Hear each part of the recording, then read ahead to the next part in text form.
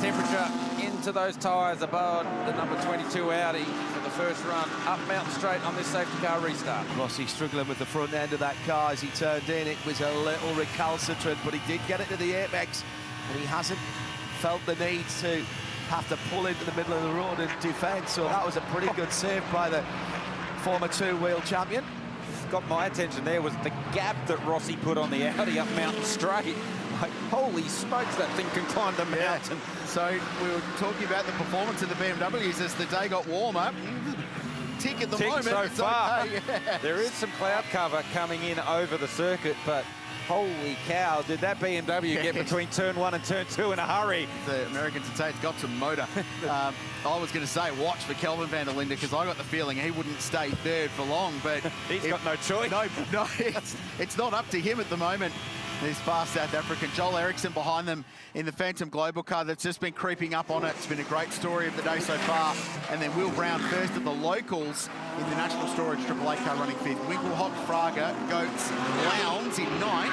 And Brad Shields doing an awesome job. Silver class car still on the lead lap. The Valmont Audi in the top 10 outright. That's huge. Let's get this one out of the way early before we get half-time in this race. The Phantom car has ghosted its way up into the top 5. Okay? You've done well to sit on that for over 5 hours. Well, it's taken them that long. They've just come through, spirited their way through. I'm surprised it didn't get rolled out in FP1 on Friday at about 9 o'clock in the morning. Done very well there, John Hindhell, to hold on to that one. Talking about holding on, Valentino Rossi has absolutely gone with Lawrence Van Thor on this restart lap. It was half a second when they came to the control line on the restart lap. It is no more than half a second at the end of the first lap after going green. But remember what he said after his first stint, Garth. He was hanging on the back of Jules Gounon, who's won this race 3 times on the bounce, and he was really proud of that, as he should be. He's got target acquired on that Grello car. Jules Gounon's just passed Brad Shields to get himself back into the top 10. So they also stopped during that safety car sequence and put Gounon back in the 75. So he's at the back end of the top 10, about 7 seconds away from the race lead. Let's go back and have a look at this. So the Shell Porsche from Manthey EMA. This was the car that was in the gravel trap. This is a Pro-Am battle that's continued for some time. Jordan Love and Harry King. So the pros are behind the wheel. Two really fast, young junior GT drivers. And this is Harry King, who was here in October in Carrera Cup and won the weekend. Trying to find a way past Jordan Love, who's won here in Carrera Cup a couple of years ago. Those two cars leaving Forest Elbow make their way down Conrod Straight, tucked in behind the number 47 Superbarn AMG. Kundurus brothers back to the lead. As that Grello car has not broken the toe.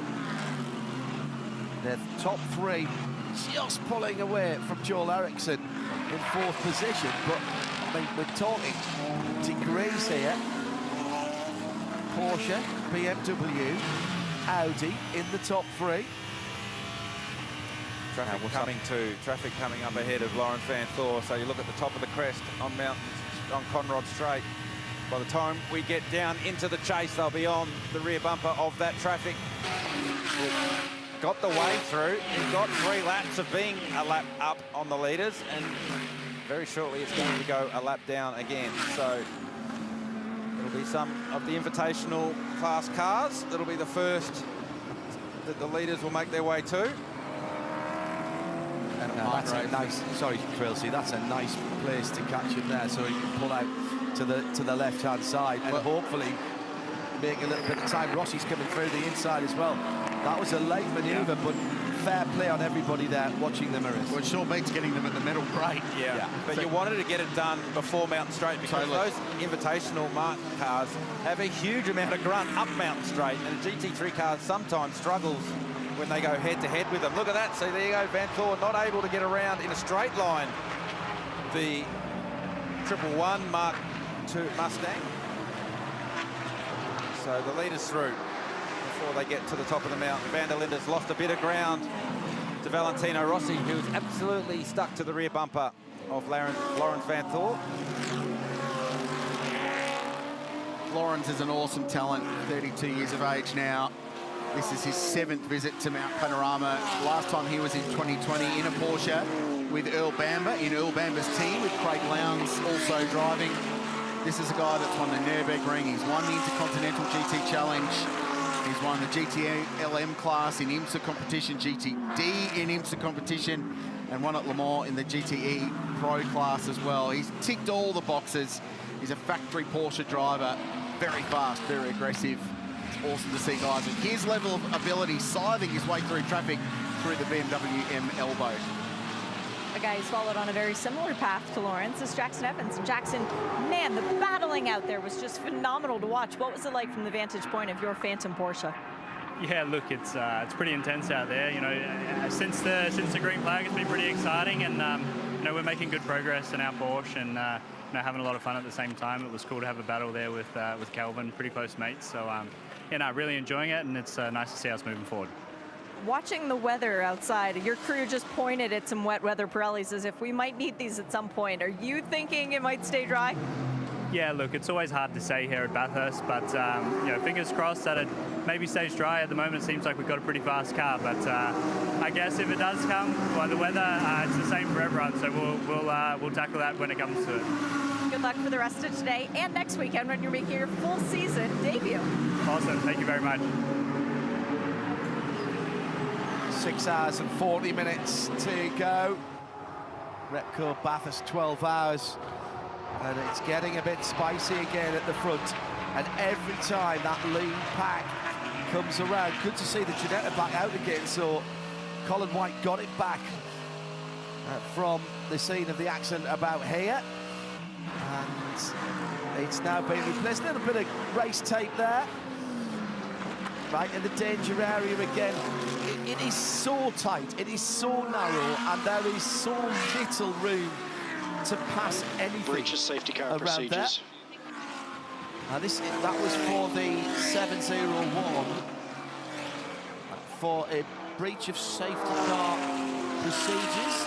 So that's Liam Lamoureux in the vortex. He'll have to come back down through pit lane.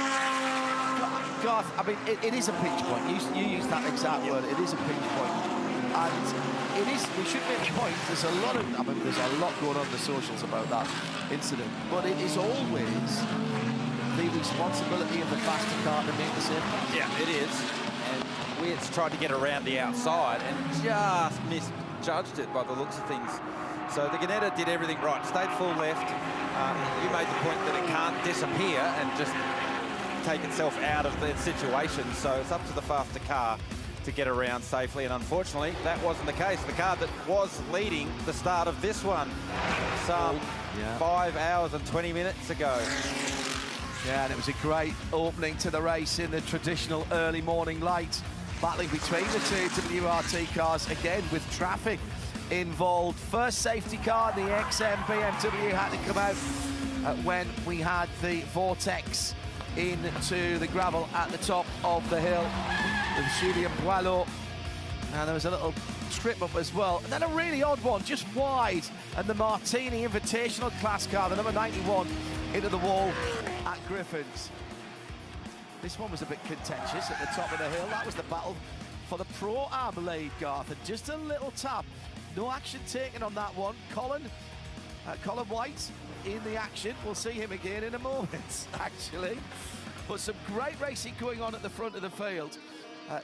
Really sensible driving there, which we didn't see later on. Yep. So it was this moment here that we've been talking about. One of the real contenders taken out with Charles Weirts at the wheel, getting caught as he made his way around the outside of the Ginetta.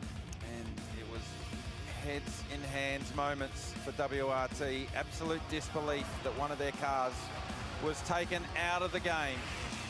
Lawrence Van Thor continues to lead. This car has led pretty much from after the first pit stop cycle.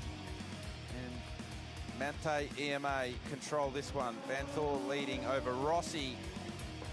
Van der Linde running third for Audi. Joel Eriksson continues Phantom Global Racing's impressive run so far at the Bathurst 12 Hour. And another year where the pole-sitting car doesn't win the Repco Bathurst 12 Hour. 2017, the last time that happened. a look outside the top 10. So a lot of cars still on lap 129 following that last safety car, down to 16th position, which is awesome to have that many cars on a lead lap, which will obviously pay off a little bit later on in the day when we come down to a race to the flag. We'll confirm the class leaderboards for you as well, with thanks to Boycell Timepieces, great Aussie company. Lawrence Vantor, of course, leading the pro class. Ross Gunn on top in Pro-Am now. That's been an ever-evolving battle for Heart of Racing by SBS. The Bathurstian, Brad Shields, still 12th outright for Valmont Racing. I was drawn to work in marketing and SEO because I'm naturally curious. I get that curiosity. 18th position outright in the leading invitational class. And Jesse Bryan in 25, the leading car in the GT4 category in the Method Motorsport McLaren Artura. 6 hours and 36 minutes to go in the Repco Bathurst 12 hour this year. We're 130 laps in the books, approaching that magic 1,000k mark. And then it's on to see how far we can go in last year's race, the first to crack the 2,000 kilometre mark since Bathurst 24-hour race a very long time ago that you've got fond memories of, Garth Tander. It was a long time ago, Rich. Very long time ago. I didn't bother talking about that one. It was that long ago, but it's almost like it took twice as long to get that race done as the 12 hour. Yeah. How'd you go? It went okay. Yeah. The thing about a 24-hour race is it's twice around the clock. Yeah. You know, that's Yeah, that works. just gotta live with it. Gotta live with it. Once is enough for today. Yeah, we're We're going to cram plenty in. Don't you worry about that. Oh yeah. If you're wondering what the big number one is there on the dashboard of the Group M AMG, that's just the driver selector to tell us the nominated number one driver is behind the wheel of that car. I love the way the GT3 cars don't even have full steering wheels now. It's full Bruce Wayne Batmobile stuff. Yeah, it's a yoke. It's a driving yoke, not a steering wheel. The GT3 steering apparatus getting even more complicated. Not quite as full of switches and knobs as the old GT Le Mans cars, which had 4 different sets of panels behind them and about 74 switches. But we're getting there. Yeah, they're getting there. Every time I jump in a GT3 car, there's more and more buttons there, more paddles to move, different modes within ABS, different modes within traction control, different throttle maps. On the Audi, the clutch is on the steering wheel. Did the Audi have the brake balance on the steering wheel? No, the Audi still has the brake balance knob, electric brake balance adjuster, which is down on the centre console. How often would you use that in a lap around here? We see the supercars every corner. The brake balance? Brake balance? No, you pretty much said it. It's more about fuel load for the Audi. So you adjust the brake balance for the fuel load. You use the ABS map more if you like, because in the past you used to have different amounts of ABS intervention, 1 to 9, for example, whereas now 1, 2, 3 will be a certain ABS map, 4, 5, 6 will be a next ABS map, 7, 8, 9 will be another, probably a wet ABS map. Yeah. So you have various different maps for different degrees of how bumpy the circuit is, different degrees of how much grip the track has. So that's what you adjust more to these days. And same for TC, traction control? And same for TC, and also for throttle maps as far as how the throttle works, whether it's a linear throttle map or a progressive throttle map or a digressive throttle map. The manual's getting bigger every year when you get a GT3 car. You lost me at paddles, to be honest.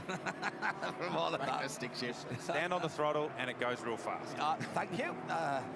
Succinct as ever, Mr. Tander. Thank you very much indeed. Little threat of weather over to the far side of the circuit.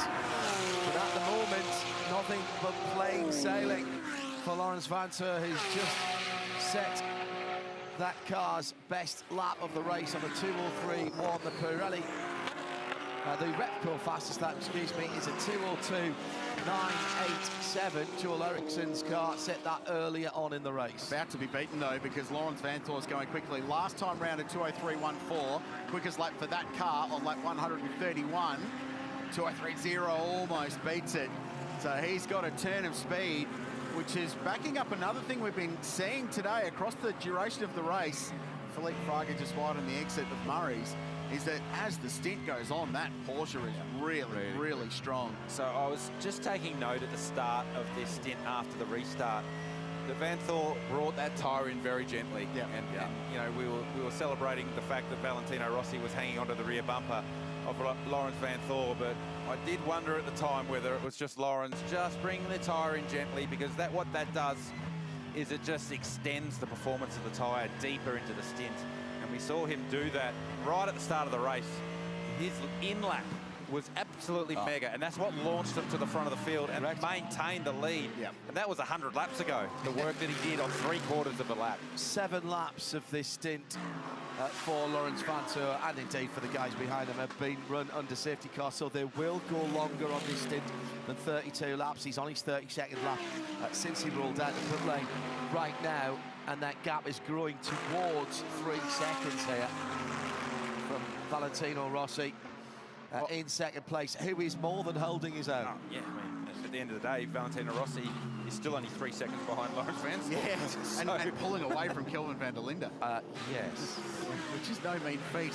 So Porsche, BMW and Audi, the top 3. The first of the Mercedes AMGs, who have a numerical advantage in the field this year, 10 of them, which equals an all-time record in this race, in fact, for the most number of any one brand. Now, is this a change of position? It is. So Maxi Goetz gets a run on Felipe Fraga, the Brazilian. That's off song. It's off song. Fraga's car is off song. So Grupa M Racing, they had a drive-through penalty early on for working on the car in pit lane. You could hear it in the camera, you could hear it in the audio. It was certainly did not sound like the traditional AMG Mercedes thumping sound that they have. So And Felipe Fraga doesn't just get past in a straight line. As good as Maxi Goetz is, and he is very good. yeah, Let's have a listen. yeah, he's short shifting. I'm surprised he didn't come to the lane that lap. 2:08.1 for Fraga, plays a 5:8 for Maxi. It's going again. And he was that's doing big. something on the dash. He changed something, whether they can do an alt control delete on the run. That's a But that is absolutely a different note than the noise it was making coming down Conrod. That's sweet as a nut now. We'll get the team onto that in the lane to see if they can get to the bottom of it, if the Grupa M team want to communicate exactly what it is. The track record this squad have got here have been unbelievable. 2 podium finishes, could have been 3 in 2020. They crossed the line 3rd, but they got a penalty for a pit lane infringement, which dropped them to 6th at the end. So will they fight on, or are there dramas for one of our key contenders? This race continues to play out.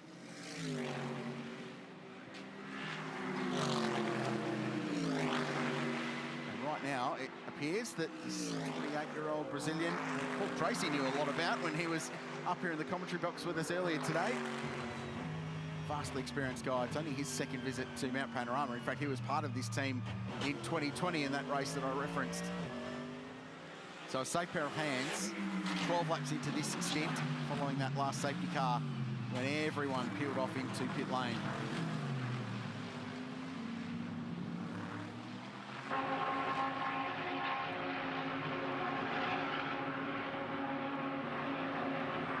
Seconds covering the top 6 as we continue. 6.5 hours to go in this year's edition of the Repco Bathurst 12 Hour. Felipe Fraga, I'm just curious as to what took place with this car 1 lap ago, because it sounded like it wouldn't pull the skin off a rice pudding, to quote the great Dick Johnson. But all of a sudden, it's back alive again and pressing on. There's Jules Gounon in the background behind Fraga. I feel like that car's just gone underground strategy-wise for a little bit here. Just ticking a few boxes in the strategy column to get themselves in a position for later in today's race. So Gounon down in 9th, Fraga 8th. Lawrence Van Thor 3.6 seconds up the road from Valentino Rossi in 2nd. Kelvin van der Linde for Audi still 3rd. The 2 AMG Mercedes that we have on screen for you right now, 8th and 9th.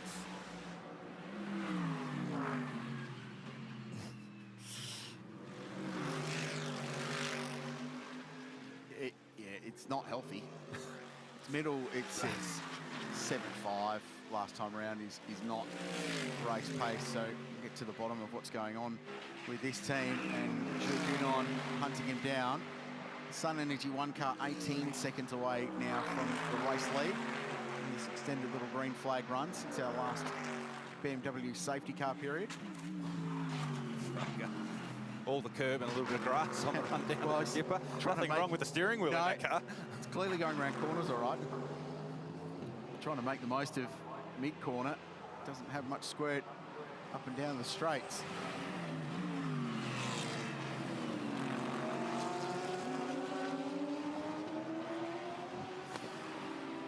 Janetta in the firing line again there. No. It's just Jordan Love Lawn Mowing Services leaving turn 1. That's a very fast and expensive mower. That's right, just a little bit wide on the exit of One for Love. He's got Harry King disturbing him in the rear vision mirror on board here with King in the 911 Shell V-Power Motorsport Park Porsche.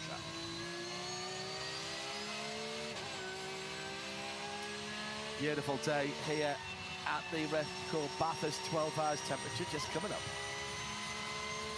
So Chad Nalon has been out and about the precinct and catching up with great supporters of Australian motorsport, form of Shannon's.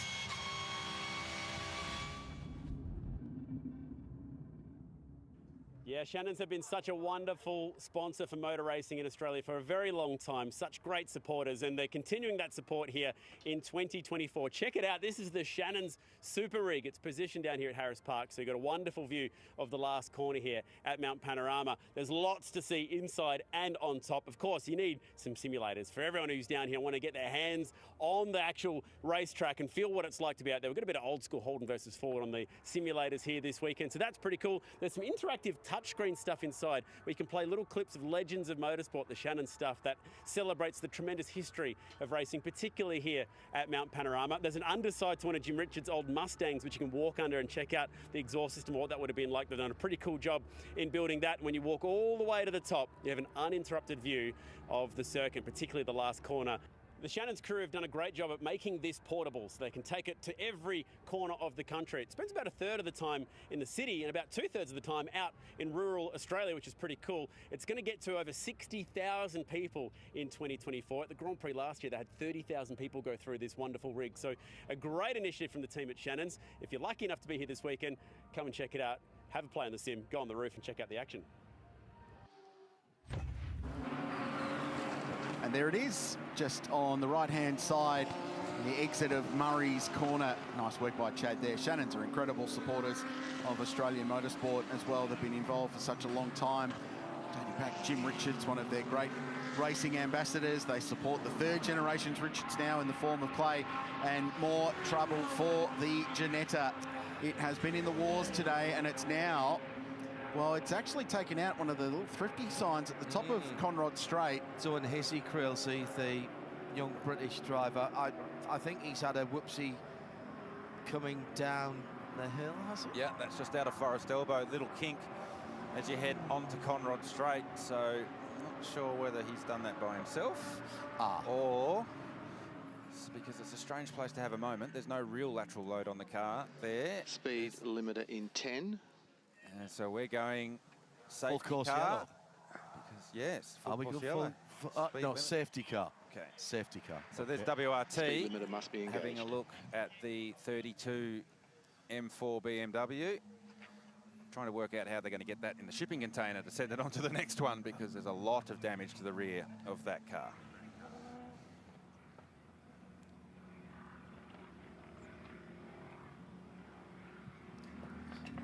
This yellow has come at the perfect time for the Group M Racing Mercedes crew. You guys hit it square on the head. They were having some issues with overheating, and the discussion in the garage that was going on was, can we make it until the next possible yellow or pit stop window before we need to bring the car in to then use what are effectively scuba tanks to try and blow out debris from the intakes? The answer was, ooh, it depends when that pit window opens, because if it is as it should be, Probably not. Lots of fingers crossed. But the good news is the yellow's out, and there are sticker Pirelli tires out in front of their garage now being laid out, as well as for their neighbors, the AMG Team Craft Bamboo racing car. And both of these Mercedes will be coming into the lane, but it is an overheating issue for Felipe Fraga that they have been monitoring. And just a quick little note for you guys, on this 77, you might have noticed that Maxi Getz and the Juice have done all of the driving up until now. It's going to stay that way until we get into the second half of the race. They're planning to hold back Danny Juncadella, keep him fresh, and then, well, use him completely in the second half of the race. But they think there's a serious advantage to having a fresh driver when everybody else is starting to get just that little bit of tired in the peak heat of the day. So they've got Danny Juncadella on full charge at the moment, and they're going to completely discharge him. So a moment here, so then contact. So that's leaving the dipper. Yeah. For the Ginetta, and then, so obviously damage to the car. That's a toe link, it's So, gone. and another wheel, so it's punched the centre out of the wheel. We saw that in its previous skirmish with the BMW up at the cutting. And rear toe link gone, front wheel gone, and that's ultimately why it's parked to the left of the circuit out of here, out of Forest Elbow. It's just on the start of concrete. Round Forest Elbow with a rear steering and not having a front left-hand wheel. Oh, and he'll be disappointed with himself for that. He holds himself to very high standards. He is a young man with a very big future in endurance racing. So remember where you saw and heard about him first. Leader to the pit lane. Now, this is spot on, actually, because they're just completing lap 32. They could have gone a little bit longer. So absolutely no point in staying out any longer for Lawrence Vanthoor. He'll trundle up to the Grello sign, and the mechanics will go to work. So, top 4, top 5, top 6. Cars all they make their way into pit lane. Vanthoor out of the driver's seat as we await who will arrive. Brand new tyres going on the 912 Porsche. Yankan Guven will jump back in, was very impressive early on. It's his first visit to Mount Panorama, this young Turkish driver, but very experienced. Everyone in the lane, so top 10 cars all peel off. So everyone basically on the same strategy. The only difference is a couple of drivers have double stinted. So Kelvin van der Linde's been in the car 47 laps, Marcus Winkelhock 48 laps. Everyone else has only had a relatively short stint. So it wouldn't surprise me if we see some teams electing to keep drivers in their cars. And this will be a round of pit stops where the in and out laps don't count because they can't be any quicker than 80 kilometres an hour. So as long as you hit your 85 seconds, pit in to pit out, you're going to be okay. So Audi got stuck actually behind its own team car there. So the 22 might have been a chance to get in front of the 46 BMW, but they'll leave as they entered. So driver change for the Porsche. Rossi remains behind the wheel of 46. Chris Haas's taken over from Kelvin van der Linde in the 22 car. Ericsson remains behind the wheel of 13. Brock Feeney now in 888. We wait for car 2, who had Marcus Winkelhock. Maxi Goetz remains in 77. We heard from Shea about their strategy.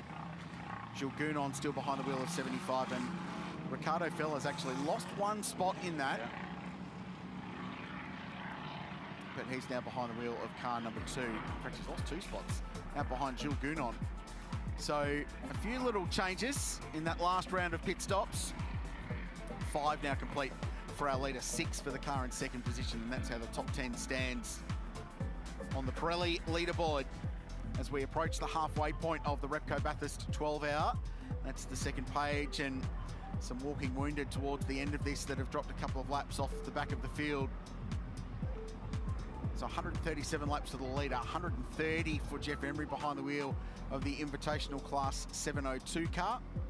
And then, unfortunately for the Ginetta team, looks like their day may well finally be done after pretty eventful morning so far at Mount Panorama. Class leaders, Brad Shields still leads the way in the silver class. Cameron Hill in car number 10, so that's the Matt Stone Racing Superclass Racing IRC GT car, and then Jesse Bryan, who's done a really good job in the Method Motorsport car, and his first look at Mount Panorama still leads the way in GT4 as we run behind the BMW XM safety car.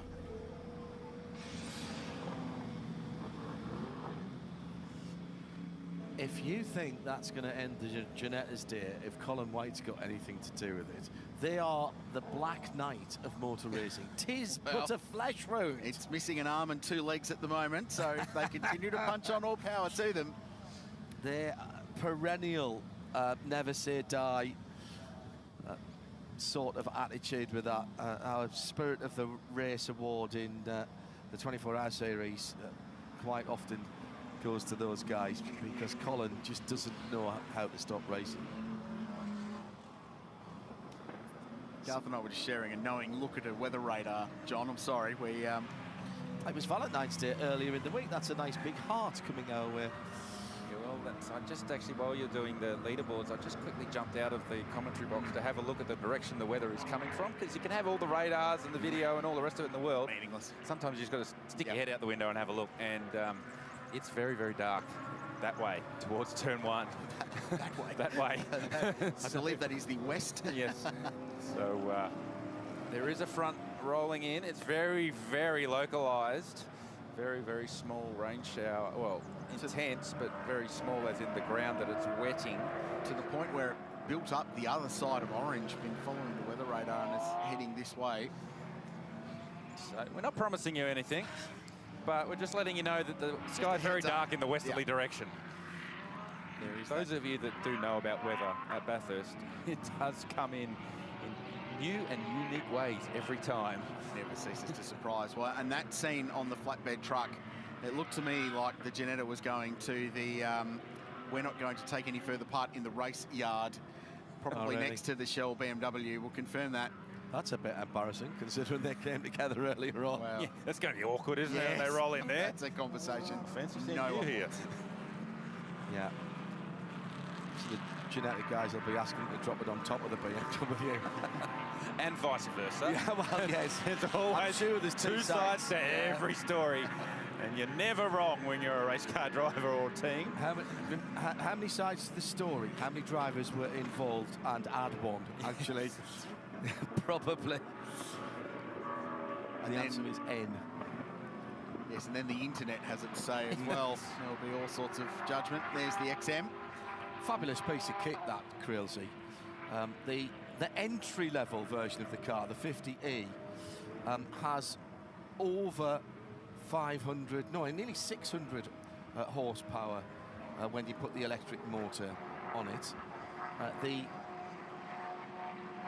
Red Label edition has 738 horsepower, 550 kilowatts for you on a street car. More than you need to pick the kids up from school.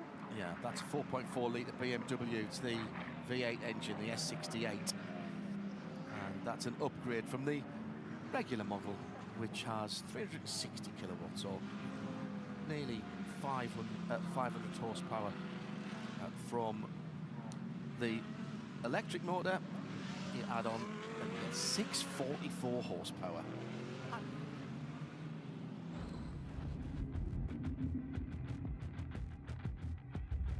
We're winding the Shannon's time machine back to 2020, an insane day that saw many spins and monster crashes.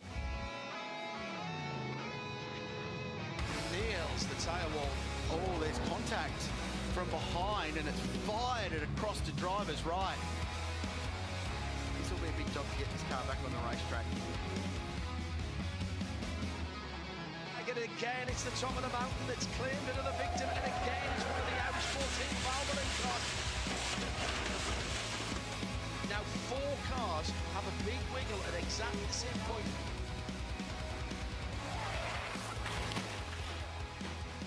Very yellow, Kirchhoffer out of the car, steps out of what is left. Watched a lot of motor racing at Mount Panorama. I've never seen that there before.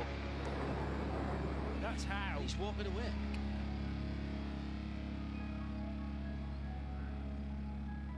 That was the 2020 Repco Bathurst 12 out just the Saturday.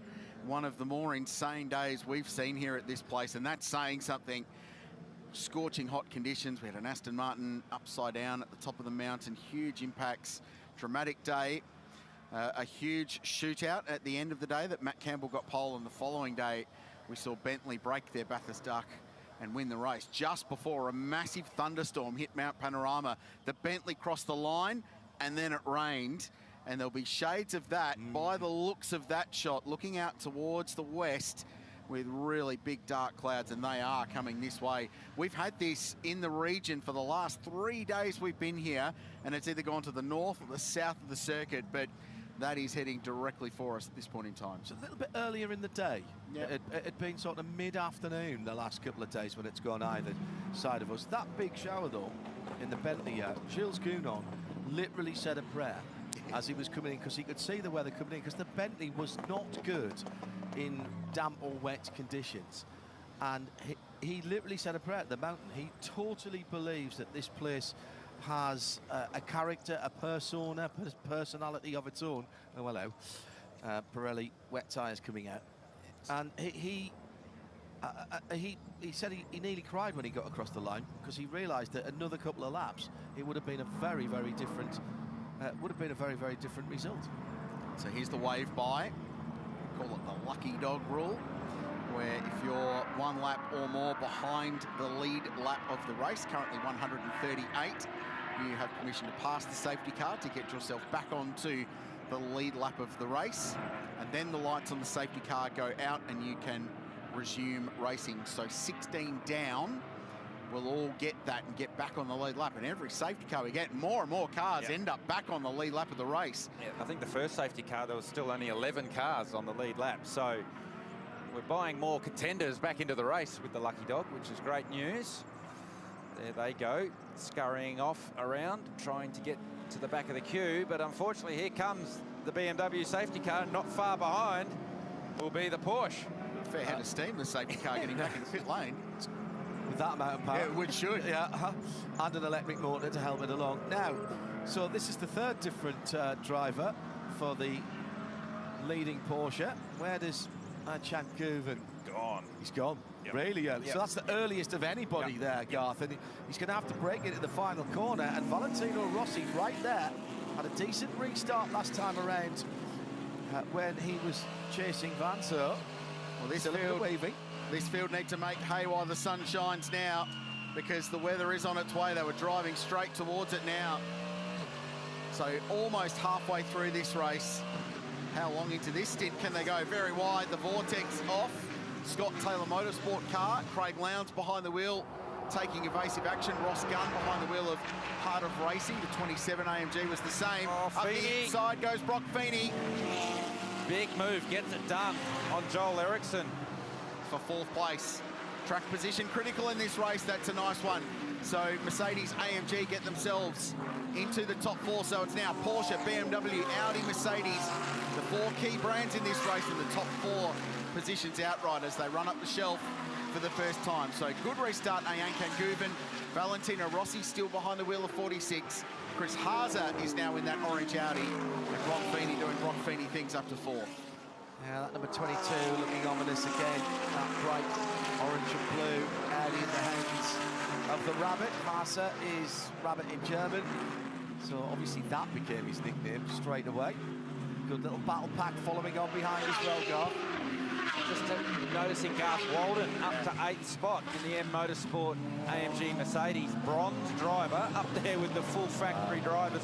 That team did not pit at that last safety car, so that's why they've got themselves up the road. And I wonder whether they didn't pit because they looked out the front of the garage and went, it's probably going to rain in the next 4 or 5 laps and we're going to be back in pit lane anyway. So why not get a bit of track position and get ourselves in the game? So Garth Walden has Ricardo Feller right in his rear vision mirror.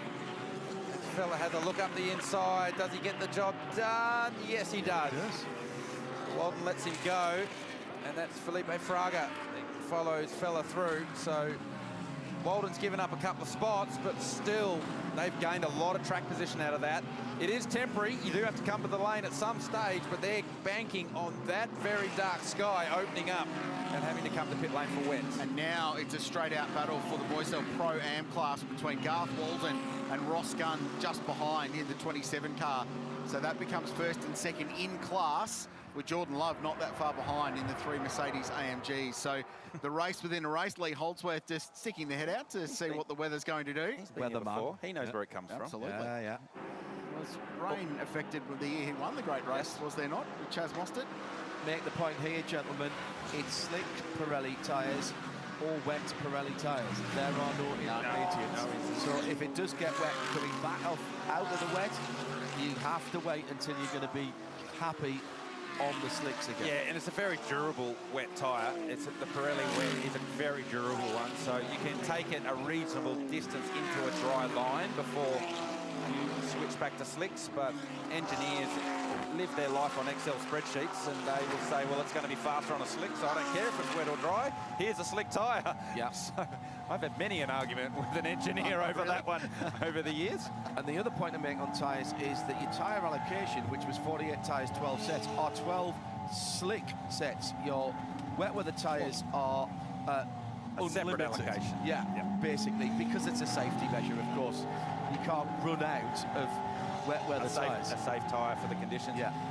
The McLaren GT4 cars, again in formation flying, trying their best to stay out of the way of this very angry pack of GT3 cars as they make their way down Conrod Straight. Have I missed the bungee cord between those two McLaren Arteras? Because they've barely been more than half a second or a second and a half away from each other the whole race, it seems. It seems that every time our leaders make their way through, those two cars are line astern. I think they're actually a couple of laps separated between the cars. 1 lap separated between the two cars, but they're always on track together, that's for sure.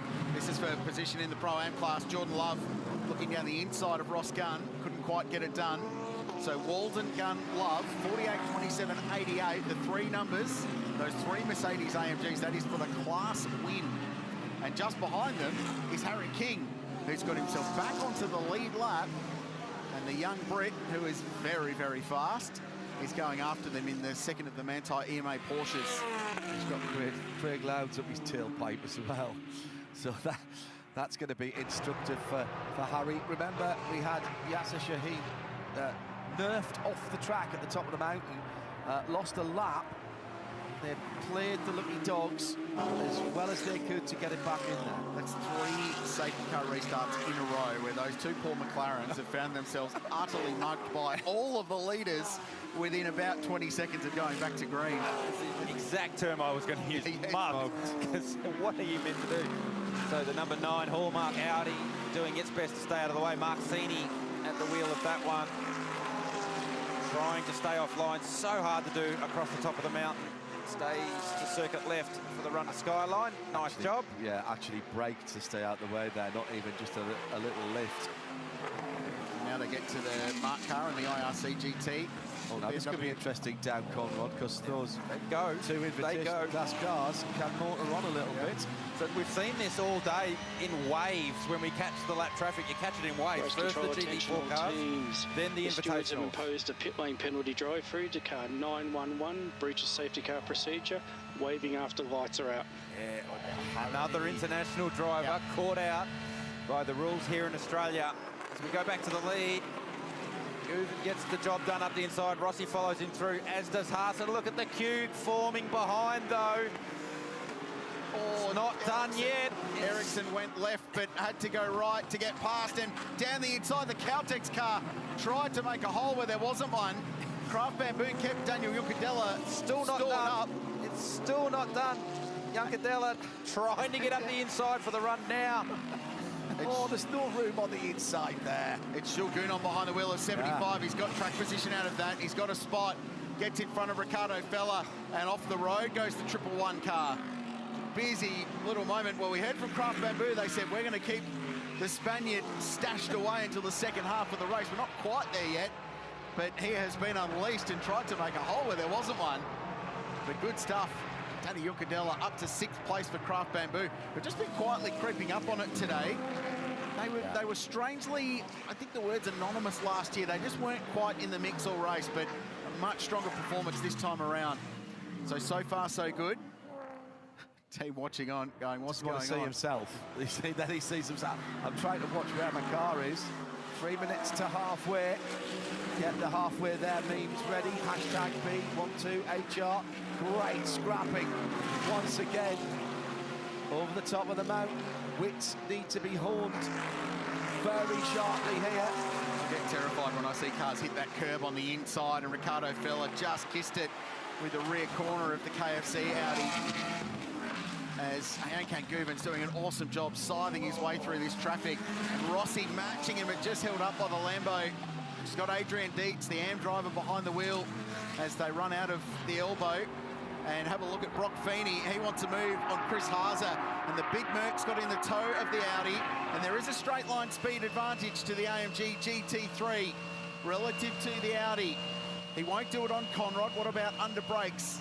Into the chase. Haase defends. Rossi just in front, and they can all see the race leader. You can see as they went down Conrod, Haase didn't defend all the way, just left 3/4 of a car width to the inside, and Feeney wasn't going to be able to get down the inside. Look at Rossi having a crack for the lead. So Rossi trying to use the lap traffic to his advantage. We talk about the 222 team who've got snakes and ladders in their garage. We're seeing it live here today. So a point that's been said to me by Declan Brennan out in the US is Rossi here, we've talked about him more than holding his own. He's only at the start of his career in terms of this level of racing. The guys around him have all been doing it for years. How much better is he going to get? This is only 1 year that he's been doing this. It's like when you're training a driver, you find the big chunks of lap time in big chunks. And then when you get closer to the front, the gains are far more incremental. But you have to be impressed. I mean, we marvelled at what a job Valentino Rossi did last year. To see the improvement 12 months on, to be doing what he's doing now, forget about the lap times, the racecraft is what's impressed me the most. The way that he's got his way through traffic and not given up lap time to these guys that live in these race cars and have done since they were born, effectively. Yeah. So for me, it's not the lap time that's impressive, it's the racecraft and the positioning of his car relative to the lap traffic. Hashtag B12HR. Dave Alcock says, can we just recount how many cars are actually out there at the moment? There seems to be far more now than there were when we started. That was just an insane restart. You're not wrong, David, but I promise you, we have no one sneaked in the back way with a couple of race cars. Let's have a look at the counter, top left corner of your screen. We're now in the second half of the race. 6 hours down, 6 to go in the Repco Bathurst 12 hour. And 3 seconds cover the top 5 cars. And there are 16 cars on the lead lap of the motor race going into the second half. So this is all to play for with the threat of weather impending. I've had several reports that it is actually going to happen. It's one of those things at this place, you never believe it until you actually see it. Right. Everyone's looking at me and sending messages going, no, it's actually going to happen today.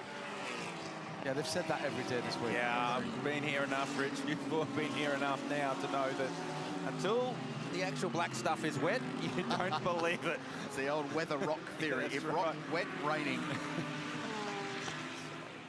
The wind has picked up a little bit. Yeah. As I say that, the flagpoles are limp outside our window, but I looked at them 30 seconds ago, Garth. Don't shake your head. And they were blowing around.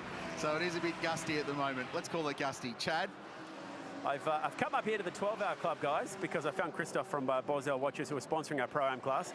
He can both give us a weather update as well as tell us all about whether or not we're going to be giving out some watches here today. Christoph, tell us about Borzell Watches, because I've been having well, I've been drooling over these watches actually for the last 5 minutes now. Tell me a bit about the company. Thanks, Chad. Well, we are Borzell, Australia's watch since 2011. We made watches. So we're from Sydney, North Shore in Sydney.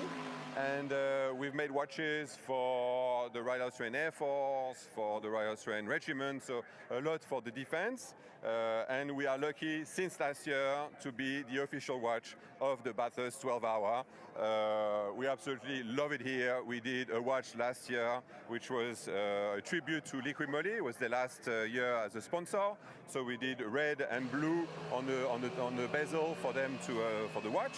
And this year we did a watch that's completely different. It's green. So first we used a 316L sandblasted surgical grade steel that we put with a black IP coating. Gives a very racing look to the watch. And then we went with a green dial, because it's green here in Mount Panorama, but also because of the latest logo of the Bathurst. I don't know if you saw, it's absolutely brilliant.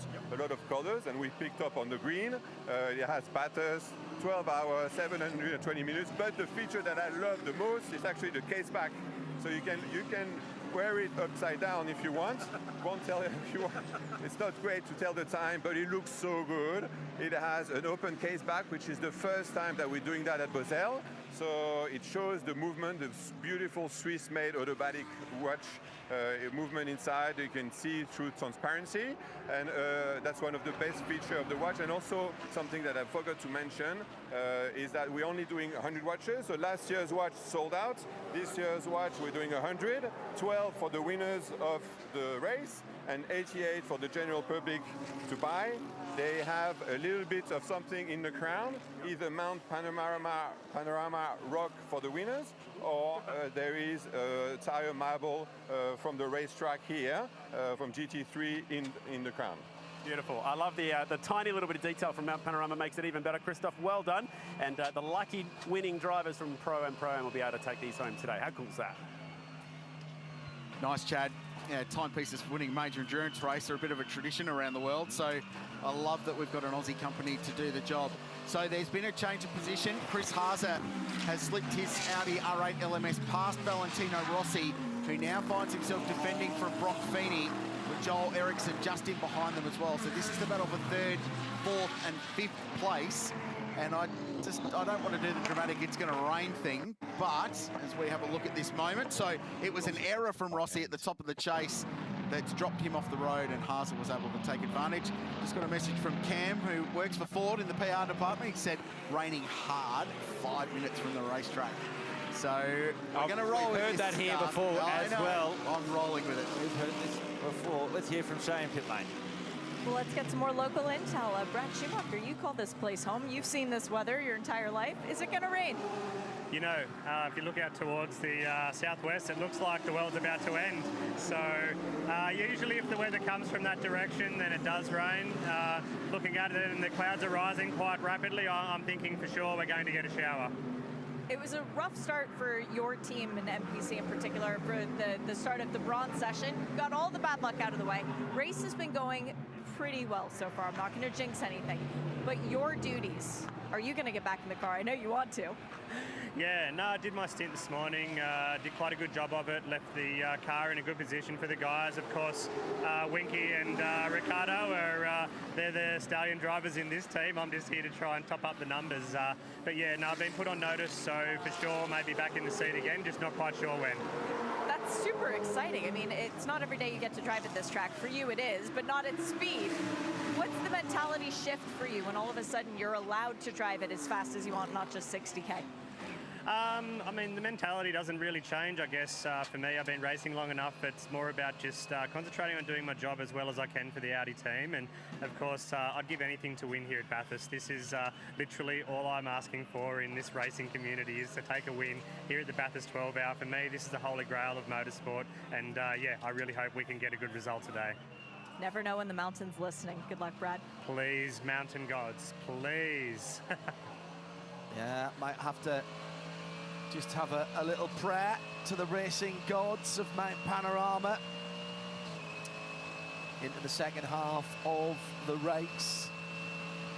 And Chad Govan still leading by about 4 seconds now, Chad. Yes. Now, guys, I wanted to sneak this in before the rain came because I've loaded this thing up 2 or 3 times and it's been safety car. There it all goes again. So I've got to load it up before the rain will come, and that'll obviously change things again when they all pit if they need to for wets. But there's a few guys that we didn't get to talk about a little bit earlier on. So let's dive into the Pirelli pit bunker and just open up our live driver stints, because there's a few teams here that have had updates since we last spoke. So we know now that this car, unfortunately, the BMW has had their crash, so we can pretty much discount the 32. But Garth, you were asking earlier about car 13, so I've added it to my tracking list today, and this is how they've gone so far. So they've gone Evans, Ericsson, Bus, and then repeat. And they've only done that 1/2 stint, which is when the safety car came out, and they're back continuing now in their, what would be that 1, 2, 3, 4, 5, 6th stint of the race.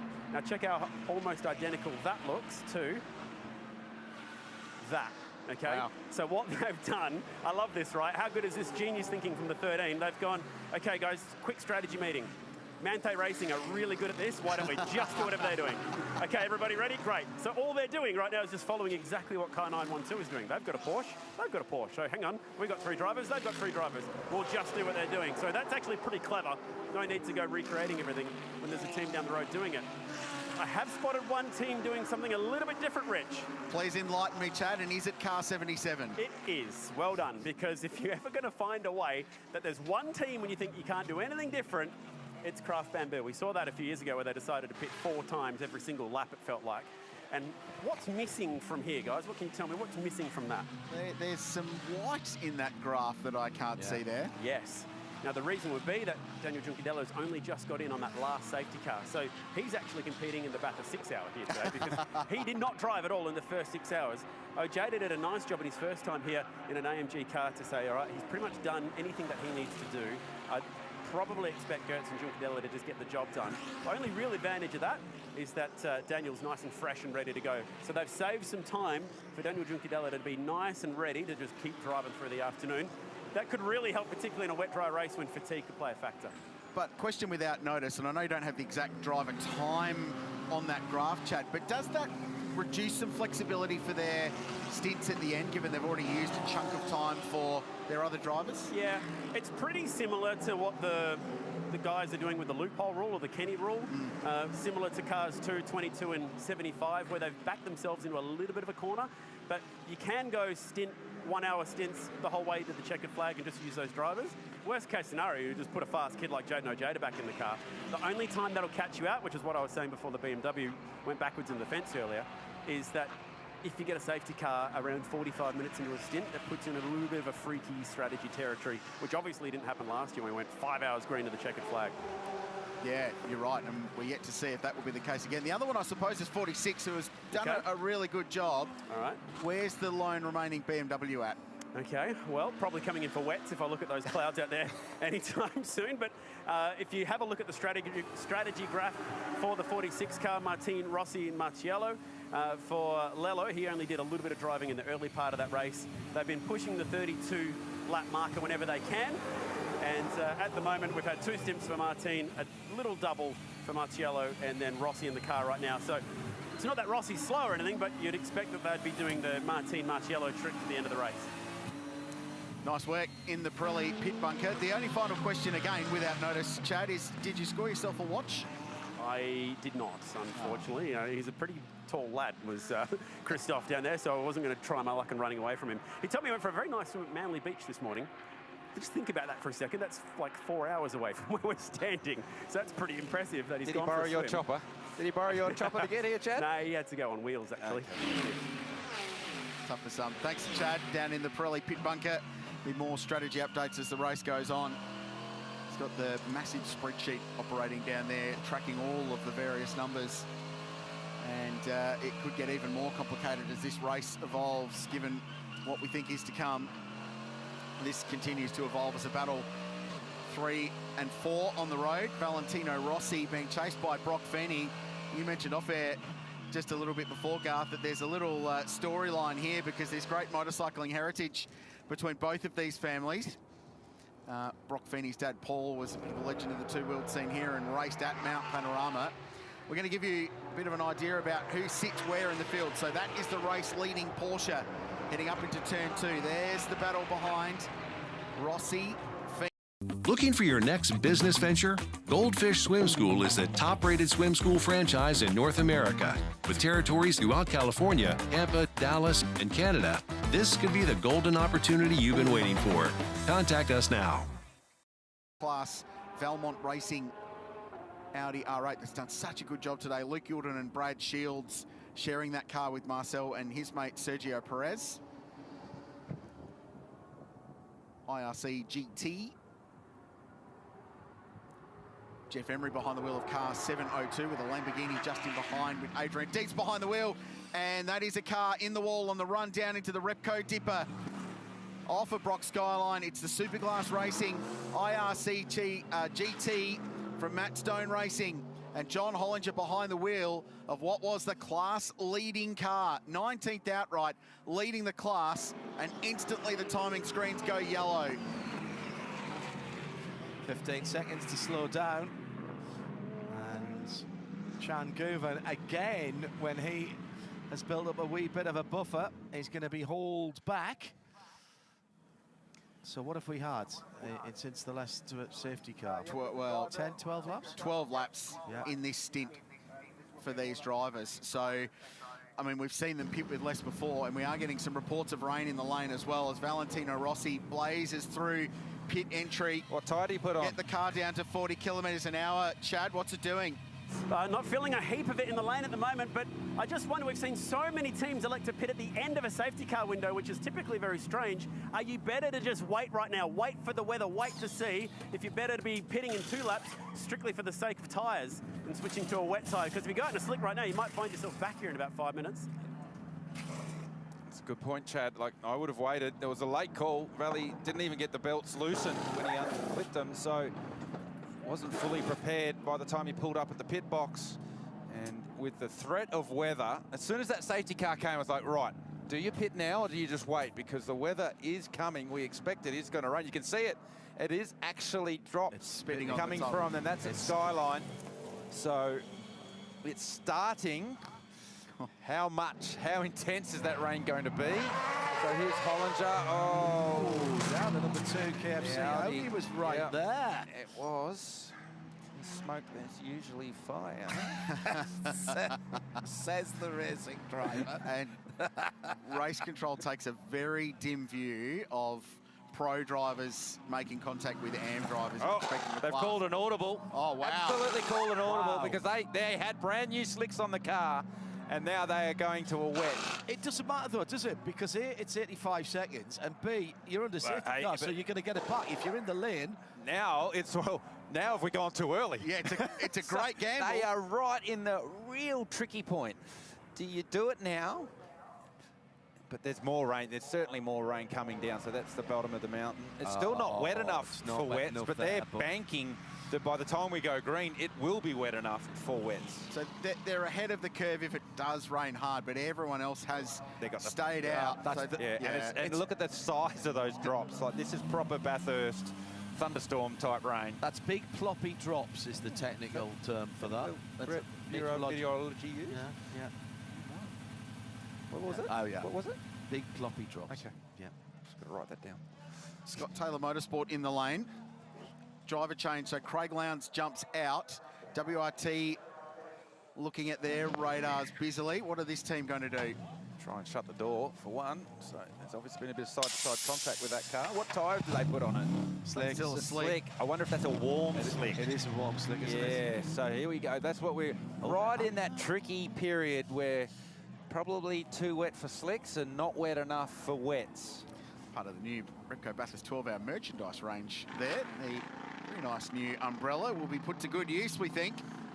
So the field's at 80 kilometres an hour. They'll catch up to the BMW safety car while pit stops unfold for some. The Wall Racing Lamborghini is in the lane as well. What a shame for the IRC GT team. And the rain falls on the mountain. It's wet. It's wets. That's all you needed to see. Generally work on the ratio of wet versus dry on the ground. And when it's more wet than dry, that's good enough for wets. Yeah. That is going to get very wet very quickly. And we've had a decent bit of time where the sun has been covered by the clouds, so there's not that much heat in the tarmac either, so it's not going to evaporate so easily. 5 3/4 hours to go, and we've got more drama. And this time it's been provided by Mother Nature.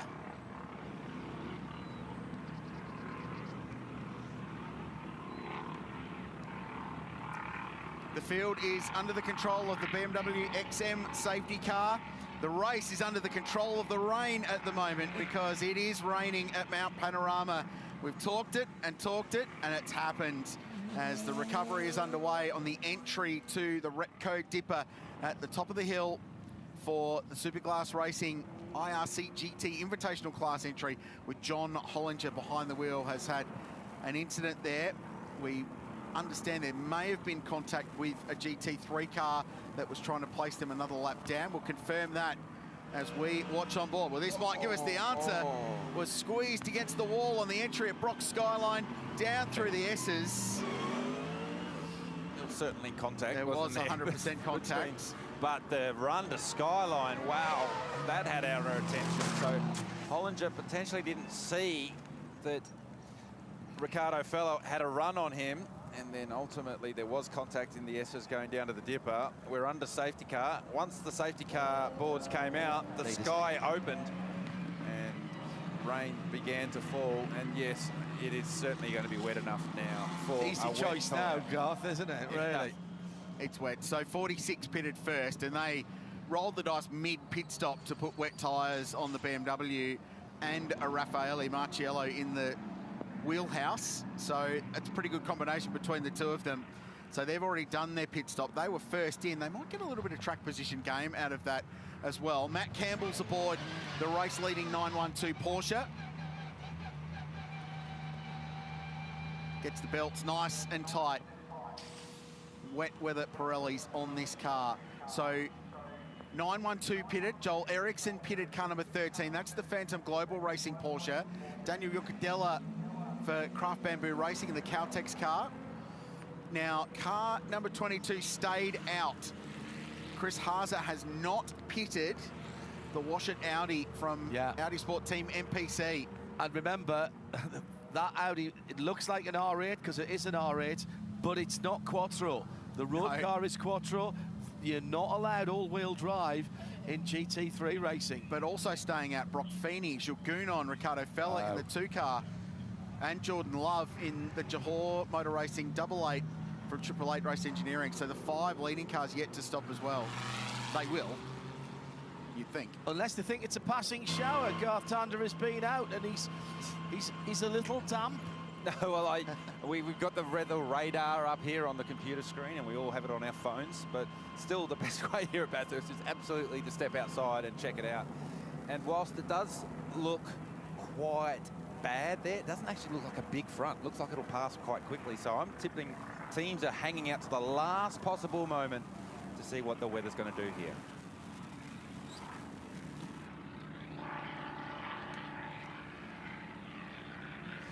So the rain is falling at Bathurst, and rain at Bathurst is just, I often say, for excitement, just add water. We don't really even need to do that here at Mount Panorama, but it is very, very wet. It's big drops. Chad nailing us down in the pit lane. Have you got your brolly, Chad? I don't need it, thankfully, in the Pirelli pit bunker, John, but what I was keeping an eye on in the chaos then was the pit stop times, most of which have been around the 85-second mark.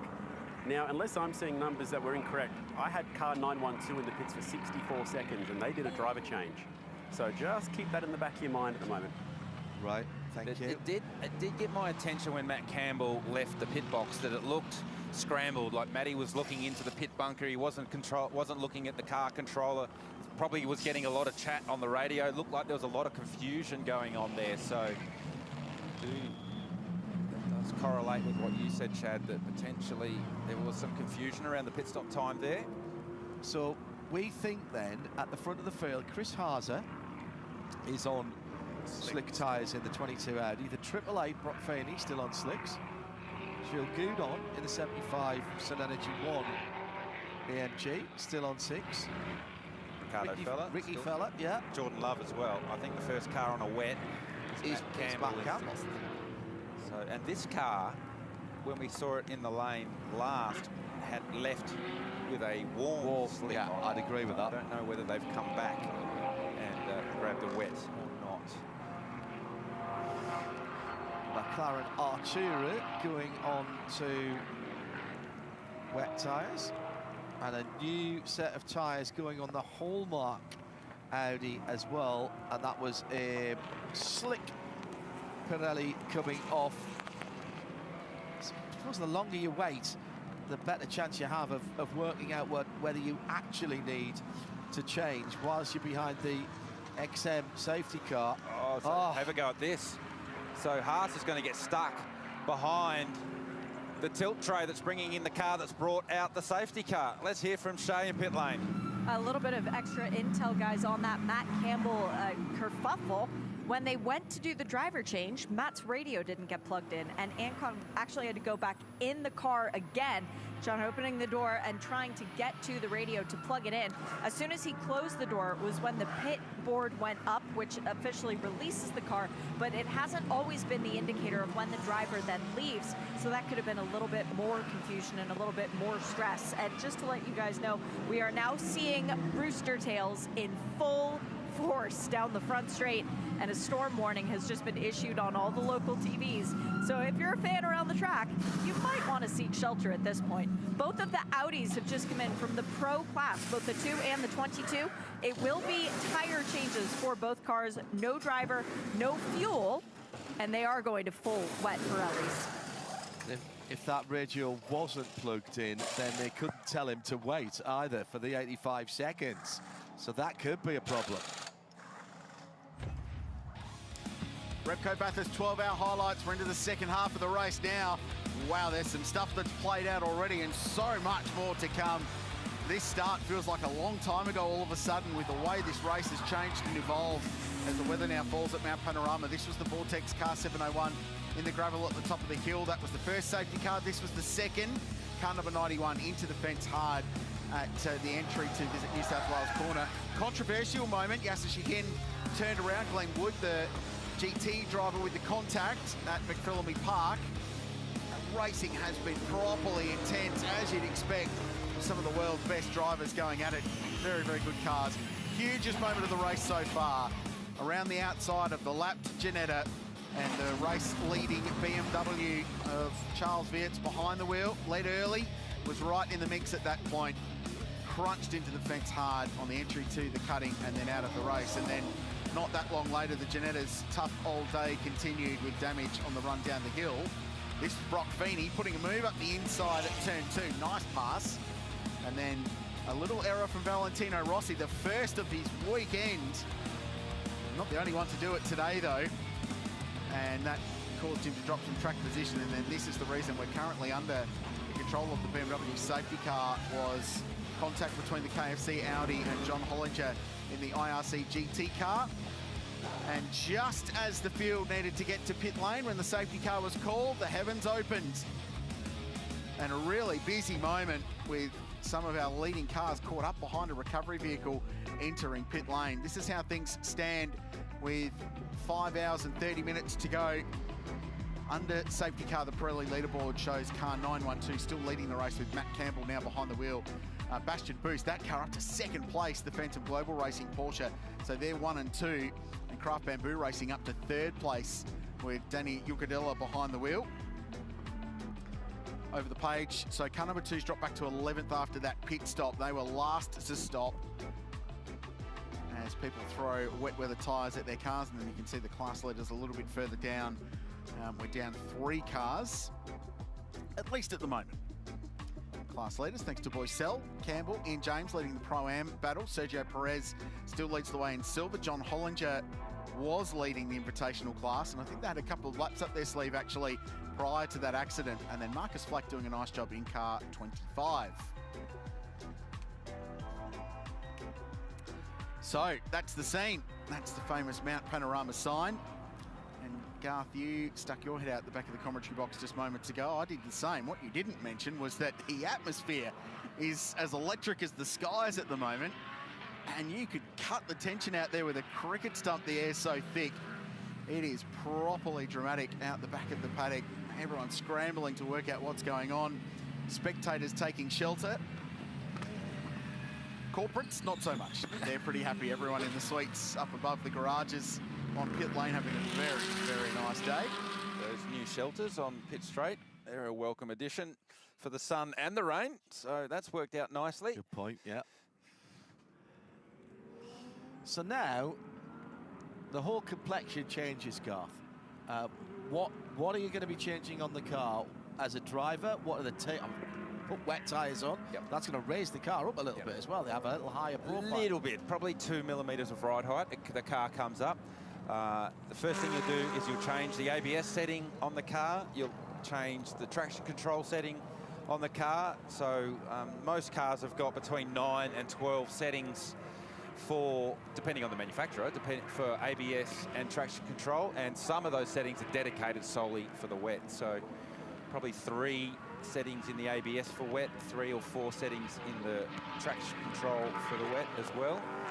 And the engineers will be on the radio letting the drivers know, based on the amount of water on the track, what sort of settings to start with, and then it comes down to driver feel and car balance. So we've had absolutely 0 wet weather running. Some of the boys on the top of the mountain pretty happy with it, probably enjoying a cool change with the weather blowing in. But we've had 0 wet weather running in practice and qualifying leading up into this one. And from memory, I think 22 was the last time we had some wet weather running, and that was early in the morning. So not these sort of more tropical conditions that we have here today. Felt like half an hour ago, those that had umbrellas up were shading themselves from the sun. And give it 30 minutes at Mount Panorama, and it is a tropical thunderstorm coming at you. Oh, this is under safety car. Daniel Bilski behind the wheel of the Prestige Iveco GT4 car, run by Mark Griffith's team. A little moment. The IRC GT just in behind. That's the car that Paul Tracy is part of. We had him in the commentary box earlier today, former Champ Car World Series champion. And that's the scene right now at Mount Panorama in less than 7 days' time. What will happen at the Thrifty Bathurst 500? It's part of Superfest, which rolls all the way through the week. Grab your tickets at supercars.com now. And if you are watching overseas as part of the massive car drive, people all around the world checking out this race, supercars.com/superview will have live coverage for you for international viewers. Someone who will be part of the Thrifty Bathurst 500 next week for Walkinshaw and Andretti United, but part of his own race team this weekend, Method Motorsports, Chaz Mostert. Hello, Chazzy, how are you? G'day, guys. How you going? Extremely well, thank you. I'd like to talk to you first about how you're negotiating these restarts when you are getting attacked by GT3 cars at every point of this circuit. Well, yeah, first of all, it wouldn't be Bathurst without throwing a mid-race rain in, so yeah, thanks Bathurst gods. But yeah, look, it's pretty fun, to be honest. I feel like I try to make it a bit harder for the GT3 guys this year. I feel like I'm just trying to mix it in, maybe a little underpowered and a little bit undergripped. But it doesn't last very long, and then they disappear from me, and then I generally see them in about 8 or 9 laps time. Chaz, new race team, Method Motorsport, you're part of this. For those that might not be aware of it, just tell us about the team and how your involvement came about. Yeah, kind of last year I thought about challenging myself quite hard in some off weekends of racing with the supercars, and I've always loved GT cars. I've loved always the blue ribbon events, the 12-hour, you know, Spa 24, and an opportunity came to possibly buy a couple of GT4 cars. You know, McLaren Customer Racing were really awesome to work with and supply us a couple of GT4 Arturas to come here in Australia. We've had to work pretty hard in the off season. We had our cars delayed. We had the motorsport retailer down here in Australia with Zagami Autosport look after us and do a car swap. So not a lot of sleep over the Christmas New Year break, but we made it here.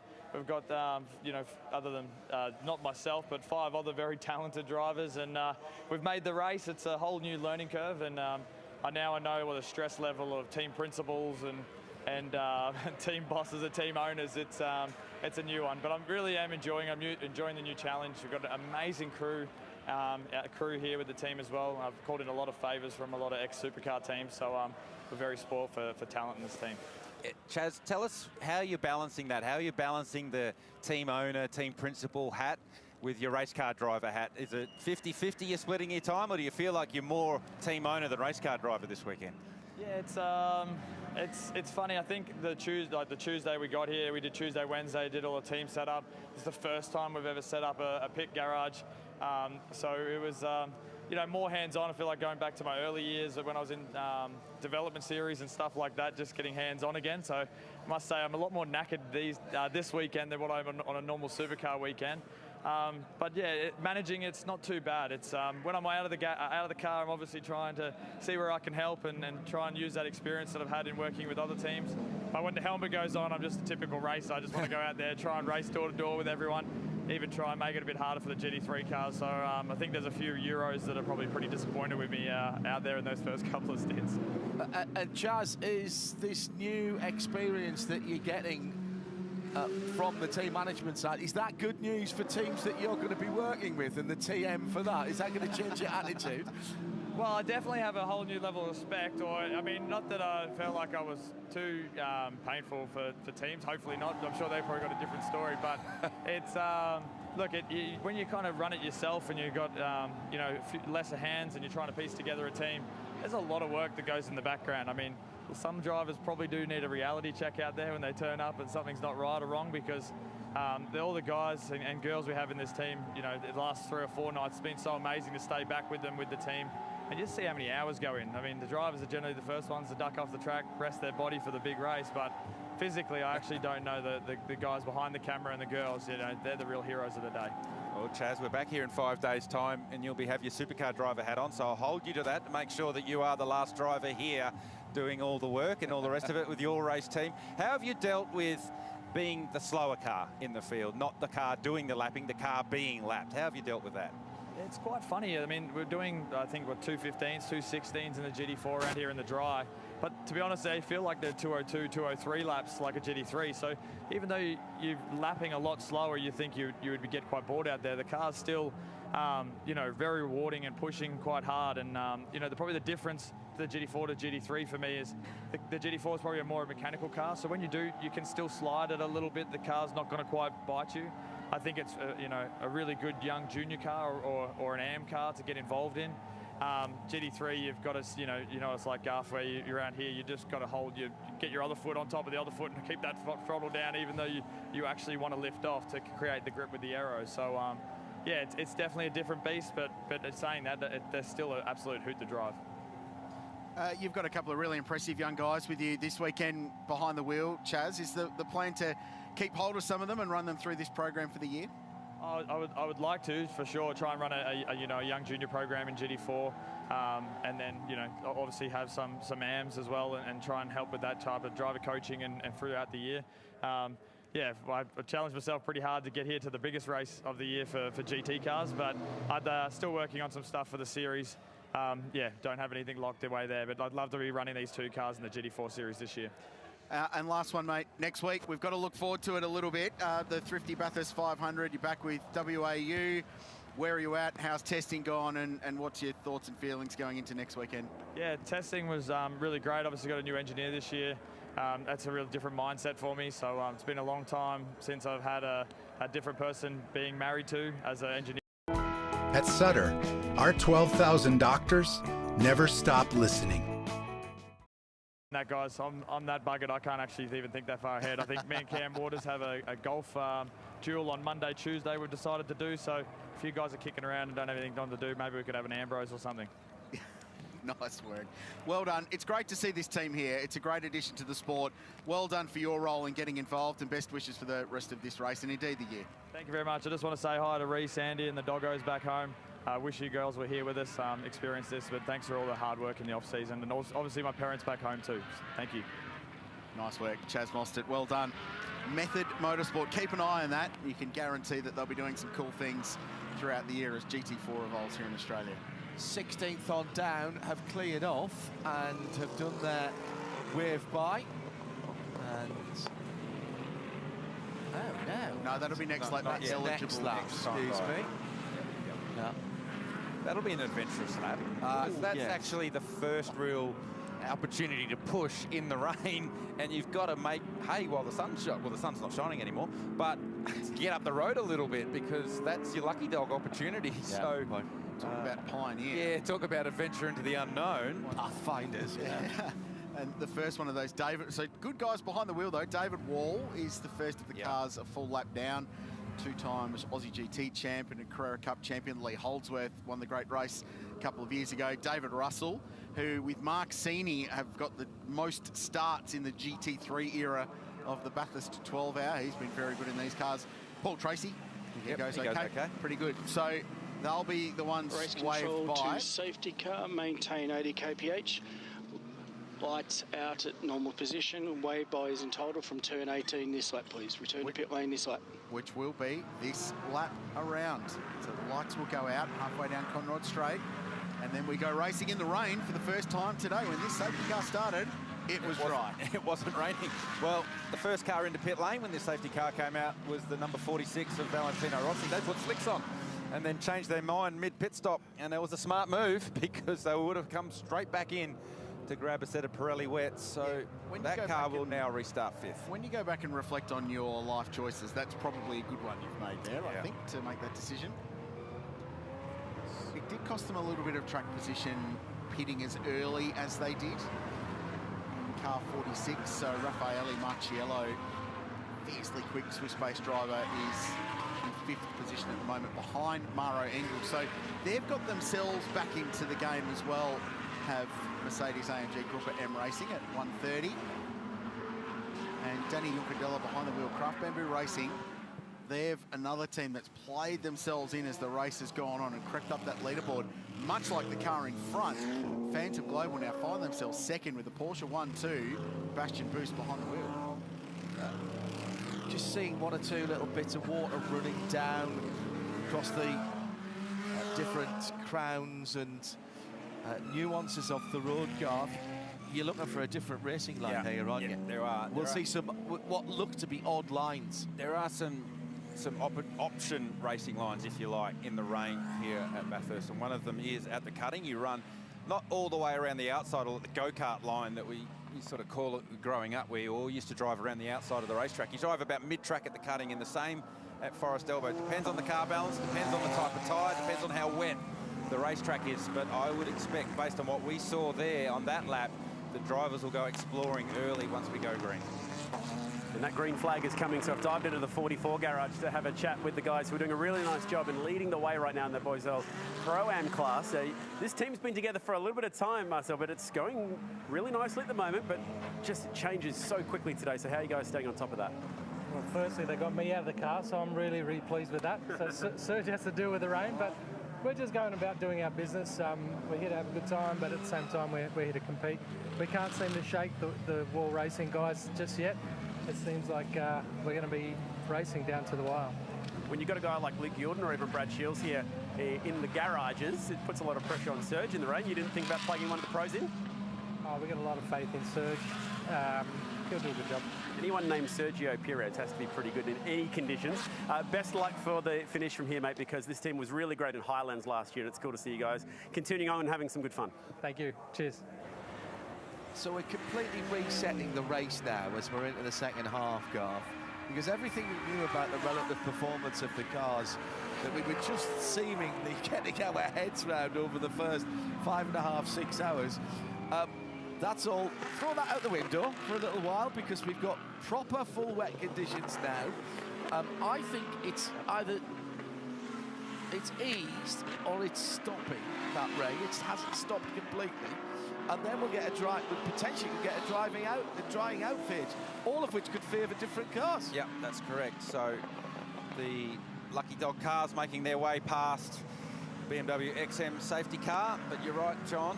All the performance indicators that we've had so far are gone. We have absolutely no idea what these cars will do in the wet conditions this weekend, because this is the first time they've driven the cars in wet conditions this weekend. So it'll be Matt Campbell, who has done a lap or two around here in the rain, that will lead them back to the line, and he goes very early this time. Bastian Buse goes with him. So 2 Porsches 1-2 as we go green. These guys, sorry John, both massively experienced in the wet in these cars as well, through junior one-make racing, the one-make championships in Carrera Cup, and all the way through Super Cup in Europe. So sailing off into the unknown at the moment with wet conditions and wet weather Pirelli tyres for the first time today, well into the second half of the Repco Bathurst 12-hour. Control, attention all teams. Stewards have imposed a pit lane penalty with a 2-minute stop to car 2.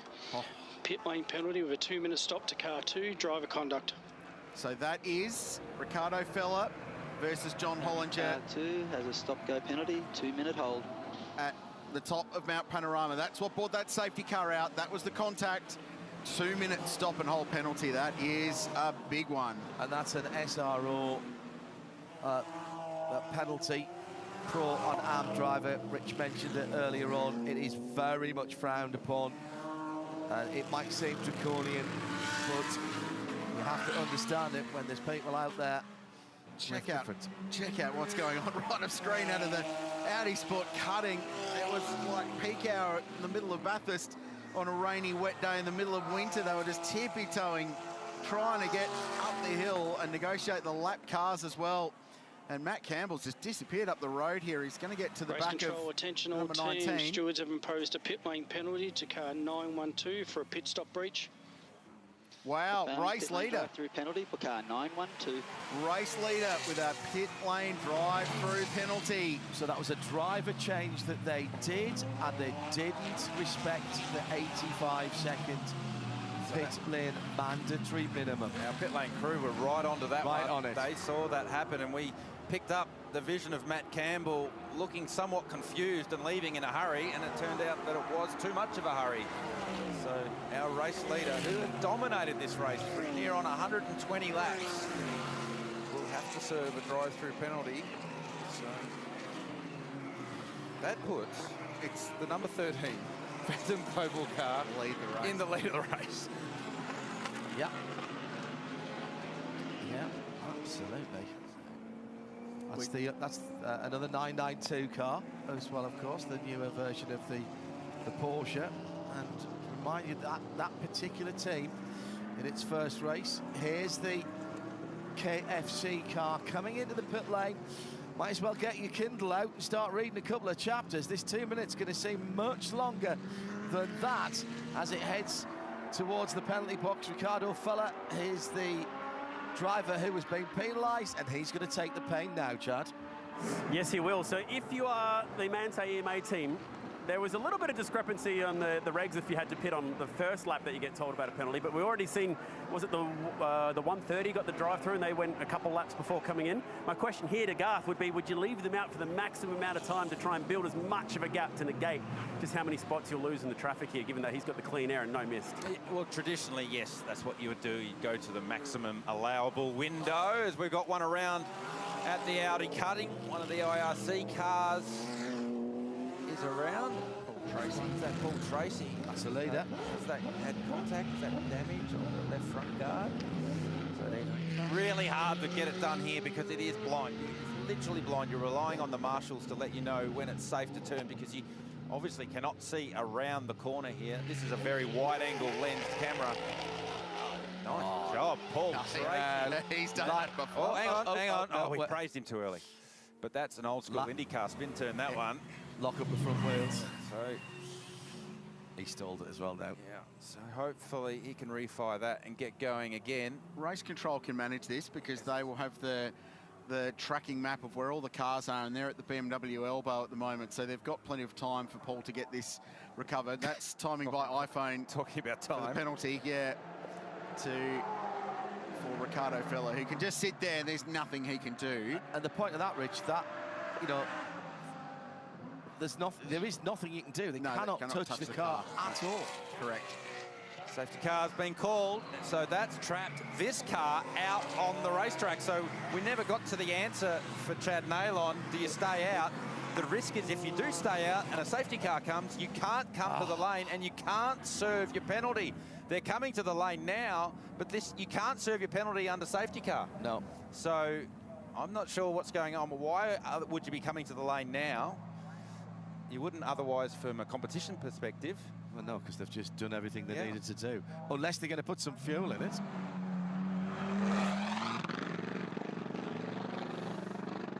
Lots of questions to be answered. We'll try and come up with some answers and figure them out, but this one's They a strange did fuel the car when they did the driver change. They didn't just put Matt in. They did full stop. Yeah. Well, that's a bizarre one. He's going to trundle through pit lane. He's going to have to do it again. So this is drama here for a car that's dominated. He hasn't stopped at his box. He's driven through. More to come here.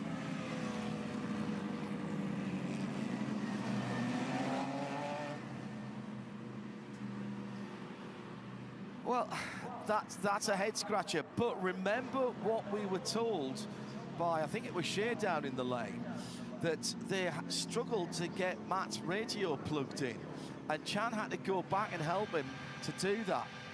Do we have some kind of communications issue? Because they had plenty of time to say stay out there. Well, it would have had to been intermittent because he wouldn't have otherwise known about the penalty. Yeah. Because good point. the radio, so very strange. Like, Matt Campbell knows you can't serve penalties under safety car, and he knew they would have been under safety car because he had the full course yellow limiter engaged. So still curious to know what's going on with that one. The net result of all of it is that we have a new race leader, and it's Bastian Boos in car 13, which is the Phantom Global Racing Porsche, which is a brand new race team. They have never raced before in this iteration. Run out of Porsche China, Timo Bernhard's Team 75 helping out behind the scenes. They started well outside the top 10. They have chipped away and chipped away all day, and they now find themselves leading the Repco Bathurst 12 Hour with a little over 5 hours to go. In second place is Craft Bamboo Racing with Daniel Juncadella behind the wheel. Maro Engel in third for Mercedes-AMG Gruppe M Racing. So that's another team that has recovered from a drive-through penalty early on today, was Gruppe M. And this is just how Paul Tracy had his moment at the Audi Sport Cutting. Shay. Mantha thought that was penalty served, and they are currently discussing it with the officials, but no, that was not. And race control came over and said, you guys still owe us a drive-through. That's not what we consider serving the drive-through because it was yellow. Yeah, and it was yellow well before. It's not as if they'd committed. You might have a case, Garth, if you're in the lane and you've committed to the lane as the safety car is called, because at that point you have to drive across the grass not to come in. That's right, and the safety car was out. Well, the safety car had been called when Matty was on the braking zone in the chase. Yeah. So they may have just tried a swift one there, Manto EMA, but they'll have to come back through when we go back green and give up another bunch of real estate. Real drama for the car that's been dominating so far.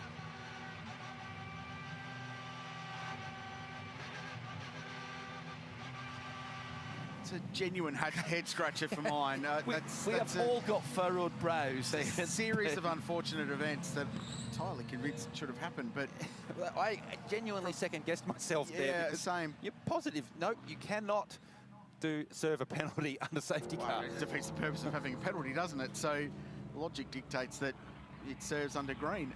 Yeah, that's a strange one. So right now, that little tour through pit lanes dropped them to 6 on the road, but they'll have to serve that under green when we go back to green flag conditions. The other news is it's not raining anymore, by the way.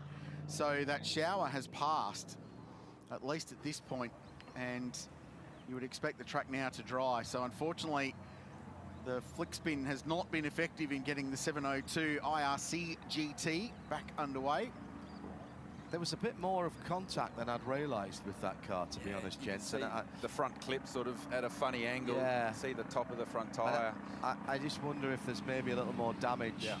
When he pulled the serpentine belt off or something like that. He did the spin turn and got going, and then it stalled. And if you remember yesterday in the practice session, that car had an alternator issue. So I do wonder whether maybe it won't fire because there's not enough voltage in the car. Here's Porsche going to plead their case. I don't like their chances. It's Paul Martin, who's long been the Supercars operations manager in pit lane, the point of contact for the teams. So there's nothing that he hasn't heard before, teams trying to get out of penalties. No. What they're saying is we have to come. We were told we have to come at the first time, at the first possible opportunity. That's what he's saying right now. I'll guarantee it. Chad. I'm just reading through some of the regulations, which I know Rich would have access to up there, so maybe he can have a little flick through and see if I'm missing anything. But I reckon the argument that they could be making down there at the moment is that, as far as I can see, there's nothing actually in the regulations under 3.4 penalties that says you can't serve it under a safety car. It just says you've got to do it in 3 laps. Have a flick through, Rich, and tell me if I'm missing something here. I'm in there now. Thank you, Chad. Page 14, if you're wondering. Yeah, but I also wonder whether it's a more global, in the more global FIA rulebook, rather than just the sporting regs of this event. But the rulebook is out in hand there as well. Yep. Hey, so look, if there's a way to get out of it, you'll do everything you can to find a way out, for sure. And that's what Mante EMA are trying to do right now. It's in the Motorsport Australia standing regulations, not necessarily. I think they've read the event supplementary regulations, and the standing regs from Motorsport Australia are that it must be served under green flag conditions. Oh, it's a global FIA rule. Totally. It's not like it's just an Aussie rule only. 7.1, they can check it if they like. And that's exactly what Paul Martin will be telling them now. He's heard all of them before.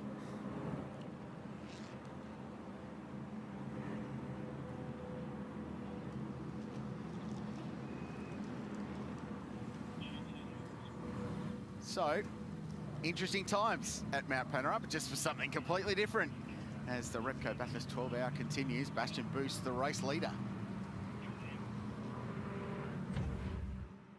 Well, Ronald McDonald House Charities are the official charity partner for the Repco Bathurst 12-hour this year, and they've got a wonderful setup outside the track to come and check out. If you're here this weekend, I've actually come down, I found Grant Denyer down here as well, who's done a lot of great work with McDonald's over the years. First, let's chat about the charity and the great work that they do. Well, first of all, $5 from every coffee goes straight to the charity, Ronald McDonald House, and you think about the wonderful work they do for kids who need critical care, you know, in a moment of sheer desperation in life when times are tough. It's a place them and their families can go and receive the care they need, but also remain as a family unit, because that's the most important thing. You know, when a child's going through the trauma of receiving some potentially life-saving care or indeed some treatment, you know, they need to have their families around. So it's an environment where they can all live together and receive the care they have. And out here in the Central West, it's so important because we also take care of all of our brothers and sisters that work in all the farming communities far out west. So they absolutely depend on this resource, and they're the farming families that put food on our table, breakfast, lunch and dinner. So we've got to look after our country brethren. I like that. We're going to be looking after the commentary team with some coffees as well this weekend, which is great news for us. So $5 for a coffee down here at the McCafe. Proceeds are going to go to that wonderful charity as well. And there's something for the kids, both little and big, over here as well, Grant. Guilty. Guilty. With a special guest on the swing right now as well. Talk about the Bathurst locals. We've got Grant down here. We've got Brad Schumacher, who looks right at home. Tell you what, mate, why don't you go on that one? Yes, please. I'm going to come around the back here. I'm going to give Grant a little push. Here we go. Nearly got taken up by Brad. So there you go. Come down and grab a $5 coffee. And that could be the smile on your face down here. $5. Come and grab one. He looks like Twig. Brilliant. Absolutely brilliant. And all of a sudden, it's clearing up here. I thought the rain was easing. It's still wet on the track. I tell you what, a couple of laps, the way these Pirelli wet tyres, clear water, and with a bit of heat, it's still overcast at the moment. You might have people scrambling back for the pit lane. It's not there right now. And Manti, EMA, taking a little flyer with Matt Campbell in the pit lane and done his drive-through.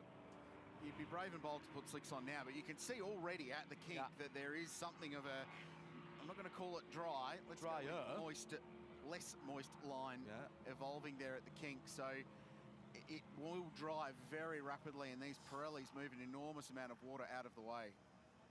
A few moments ago, there was a conversation going on. The gentleman with the glasses who was doing, putting Porsche's cases, Thomas Loudenbach, and he is the head of Porsche Motorsport, and he was fairly forcefully putting his case with rulebook in hand there, Garth. So this is not team manager, this is head of Porsche Motorsport. Yeah, but that doesn't make any difference if it's a rule.